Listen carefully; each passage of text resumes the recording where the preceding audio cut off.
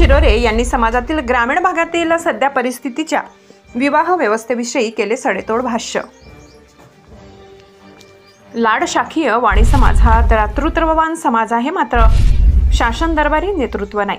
संघटित होऊन संघर्ष केल्याशिवाय शासन दरबारी आपली दखल घेतली जाणार नाही। यासाठी समाजाचे संघटन व एकत्रीकरण ही काळाची गरज असल्याचे प्रतिपादन लाड शाखीय वाणी समाजाचे राष्ट्रीय कार्याध्यक्ष कैलास वाणी यांनी केले। सप्तपदी लॉन्स येथे सटाणा, कळवण, देवडा, मालेगाव लाड शाखीय वाणी समाजाचा महामेळावा आयोजित करण्यात आला होता। अध्यक्षांनी समाजाचे अध्यक्ष प्रशांत कोठावदे होते। व्यासपीठावर उन्नती एज्युकेशन संस्थेचे अध्यक्ष अशोक आबा सोनजे, वाणी युवा मंच प्रदेशाध्यक्ष राजेंद्र पाचपुते, भाजप ओबीसी मोर्चा संपर्क प्रमुख मनोज ब्राह्मणकर, भाजप युवा प्रदेश सचिव सचिन कोठावदे, प्राचार्य डॉक्टर दिनेश शिरोडे, शिक्षणाधिकारी डॉक्टर नेहा शिरोरे, उद्योजक रवींद्र कोठावदे, विश्वस्त अध्यक्ष डॉक्टर VK येवलकर, योगिता शिरोरे आदी उपस्थित होते।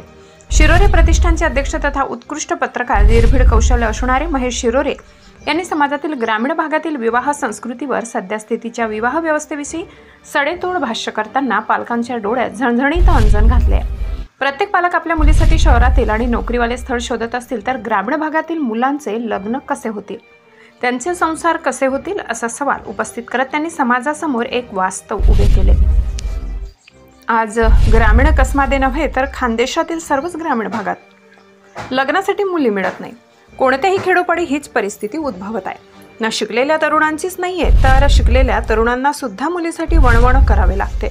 ग्रामीण भागातील मुले जेवढे शेतीच्या उत्पन्नावर आपल्या छोट्या मोठ्या व्यवसायावर जेवढे पैसे कमावतात तेवढे शहरातील नोकरी करणारा मुलगा कमवू शकत नाही। हे तितकेच जरी खरं असलं तरी समाजात अशी परिस्थिती आहे। शहरातील पुणे, मुंबई अशा ठिकाणी मुलांचे स्थळ बघण्यासाठी आता सर्रासपणे मुलींची आई स्वतःहून मुलाचे घरदार बघण्याला जाते। हे कितपत योग्य आहे?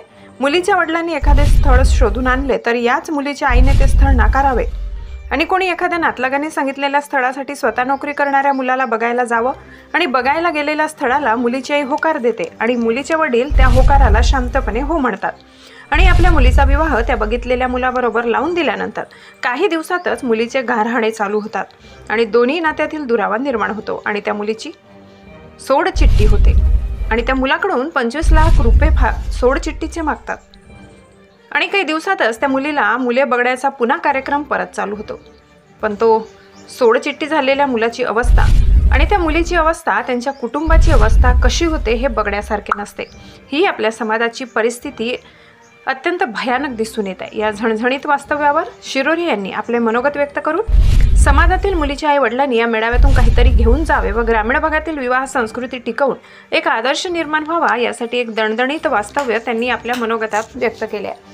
तरच समाजाच्या सर्वांगीण विकास, समाज एकजुटी करणं, वज्रमुठ एकोपा तयार होण्यास आणखीनच त्यात भर पडेल। श्रीधर तात्या कोठावदे यांनी या मेळाव्यासाठी सर्वतोपरी सहकार्य केल्याबद्दल त्यांचा यथोचित सत्कार करण्यात आला। एवढी संदीप कोठावदे सर यांनी प्रास्ताविक केले तर कैलास येवला यांनी सूत्रसंचालन तर सचिन दसपुते यांनी आभार मानले।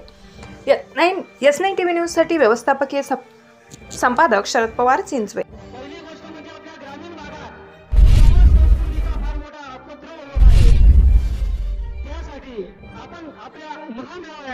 आपल्या लोकप्रतिनिधींनी, आपल्या पुढाऱ्यांनी, आपल्या समाजबांधवांनी आणि खास करून आपल्या मुलीच्या आईवडिलांनी काय केलं पाहिजे हा फार महत्वाचा विषय आहे।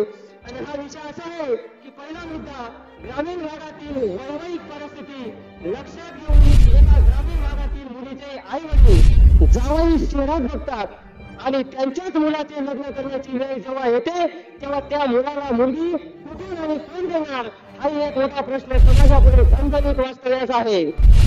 आज ग्रामीण कसमादे नव्हे तर खानदेशातील सर्वच ग्रामीण भागात लग्नासाठी मुली मिळत नाही। कोणत्याही खेडोपाडी हीच परिस्थिती उद्भवत आहे।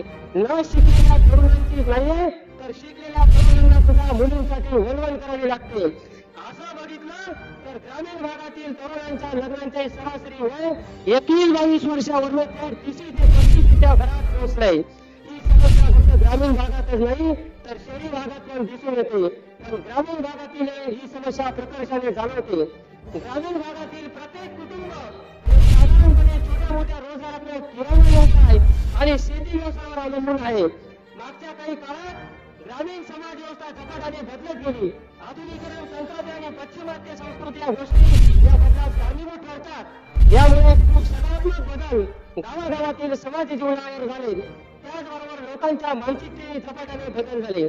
देशाने व्यापारी कुटुंबात शेतकरी जरी असला पण आपली मुलगी कमी जरी शिकलेली असली तरी मुलीच्या कुटुंबियांना आपल्या मुलीसाठी सरकारी नोकरी किंवा शहरात चांगल्या कंपनीत नोकरी करत असलेला जावई पाहिजे.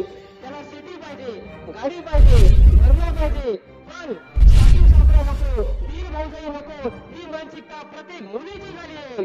शेतीकडे व्यावसायिक दृष्टिकोन बघण्याची वृत्ती नसल्यामुळे आज तरुणांचे मानसिक खच्चीकरण करण्याचं काम हे कारणीभूत ठरते. एमपीएससी, यूपीएससी स्पर्धा परीक्षांची तयारी करणारे काही तरुण 7 ते 8 वर्ष अभ्यासात घालून देखील हाती काहीच न लागलेली गावी परत येऊन शेती करू लागले. ग्रामीण भागात एखादा छोटा मोठा व्यवसाय, शेतीपूरक व्यवसाय करून आपल्या कुटुंबाची उदरनिर्वाहाची चांगल्या पद्धतीने उत्पन्नातून व्यवस्था करून देखील चांगले पैसे कमवणारे तरुणांना सुद्धा आज नोकरी द्यायला लवकर कोणी तयार होत नाही. ग्रामीण भागातील मुले जेवढी शेतीच्या उत्पन्नावर आपल्या छोट्या मोठ्या व्यवसायावर जेवढे पैसे कमवतात तेवढेच शहरातील नोकरी करणारा मुलगा कमवू शकतच नाही. हे तितकंच खरं आहे. समाजात अशी परिस्थिती आहे. शहरातील पुणे, मुंबई, कल्याण, भिवंडी अशा ठिकाणी मुलाचे स्थळ बघण्यासाठी आता सर्रास होणे. मुलीची आई स्वतःहून मुलाचे घरदार बघण्यासाठी हे कितपत योग्य आहे समाज बंधूंनो? मुलीच्या वडिलांनी एखादे स्थळ शोधून आणले तर याच मुलीच्या आईने ते स्थळ नाकारावे आणि कोणी एखाद्या नातलगाने सांगितलेल्या स्थळासाठी स्वतः नोकरी करणाऱ्या मुलाला बघायला जावं आणि बघायला गेलेल्या स्थळाला मुलीची आई होकार देते आणि मुलीचे वडील त्या होकाराला शांतपणे हो म्हणतात आणि आपल्या मुलीचा विवाह त्या मुलाबरोबर लावून दिल्यानंतर काही दिवसातच मुलीचे घराने चालू होतात आणि दोघे नात्यातील जेव्हा निर्माण होतो आणि त्या मुलीची फारकती होते. त्या मुलाकडून 25 लाख रुपये फारकतीचे मागतात आणि काही दिवसात त्या मुलीला मुले बघण्याचा पुन्हा कार्यक्रम करत चालवतात. पण तो फारकती झालेल्या मुलाची, त्या मुलीची अवस्था, त्याच्या कुटुंबाची अवस्था कशी होते हे बघण्यासारखे नसते. ही आपल्या समाजाची परिस्थिती भयानक दिसून जात आहे. याला सर्वस्वी जबाबदार मुलीचे आई वडीलच आहे हे स्पष्टपणे सांगतो. आपण आपल्या मुलीसाठी स्वतःच्या पायावर उभे राहणारा कर्तबगार, रुमेरी, घरातील सर्वांना सुखात आनंदात 2 घास खाता येतील असा मुलगा शोधा. पण नुसते शोधून चालणार नाही तर त्या योग्य आपली मुलगी सुद्धा असायला हवी. असं नुसते पुणे, मुंबई, कल्याण, भिवंडी जर आपण करत राहिलो तर ग्रामीण भागातील मुलांनी करायचं तरी काय? यासाठी जबाबदार आपल्याच ग्रामीण भागातील मुलीचे आई वडील आणि त्याच साथ देणारे मुलीचे मावशी, मामा, काका आणि जो कधी त्यांच्या दारात कधी येत नाही तो सुद्धा त्यावेळी त्या मुलीच्या लग्नासाठी मोठमोठ्या सगळ्याचे नोकरीवाले दाखवतो आणि एकदा का लग्न जमून गेले की त्याची प्रतिष्ठा तो कमवून घेतो आणि काही कालावधीनंतर जेव्हा का मुलीचे भांडण मोठ्या फार क्षुल्लक कारणाने व्हायला लागते ते दोघा नात्यातील आपोआप निर्माण होताना दिसून लागतो आणि जेव्हा आरती झाले मग शेवटी फारकतीची वेळ येते. मग तेव्हा कुठे जातो मामा, मावशी, काका, चुलते तेव्हा ते नाट वचून असतात. तुमच्यावर जेव्हा वेळ येते तेव्हा 10,000 रुपये त्यांच्याकडे लागून पहा. ते 6 महिने तुमची पायरी करणार नाही. मग शेवटी मुलाच्या आणि मुलीच्या वडिलांना मनस्ताप सहन करून आपल्या मुलाची फारकती करण्याची वेळ आपल्या डोळ्यांनी बघायच मिळतो. तेव्हा क्षण आठवा कशी परिस्थिती असते तेव्हा.